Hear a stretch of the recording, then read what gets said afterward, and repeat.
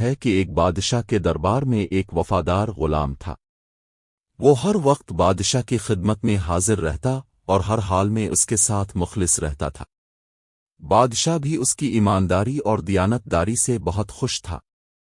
ایک دن بادشاہ شکار کے لیے جنگل گیا۔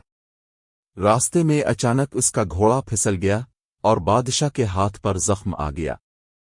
غلام نے فوراً بادشاہ کا زخم باندھا اور کہا، جو ہوتا ہے اچھے کے لیے ہوتا ہے۔ بادشاہ کو یہ سن کر غصہ آ گیا اور اس نے غلام کو قید میں ڈال دیا۔ کچھ دن بعد بادشاہ دوبارہ شکار کے لیے نکلا، لیکن اس بار وہ جنگل میں ایک وحشی قبیلے کے ہاتھوں پکڑا گیا۔ وہ قبیلہ انسانوں کو قربانی کے طور پر چڑھاتا تھا۔ جب انہوں نے بادشاہ کو قربان کرنے کا سوچا تو انہوں نے اس کے ہاتھ پر زخم دیکھا اور کہا، یہ شخص مکمل نہیں ہے، اس کی قربانی قبول نہیں ہو سکتی، اور انہوں نے بادشاہ کو چھوڑ دیا۔ بادشاہ اپنی جان بچا کر محل واپس آیا اور فوراً اپنے غلام کو آزاد کر دیا۔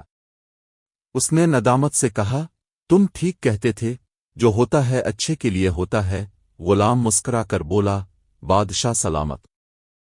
اگر آپ نے مجھے قید نہ کیا ہوتا تو میں آپ کے ساتھ ہوتا اور قبیلے والے شاید میری قربانی دے دیتے۔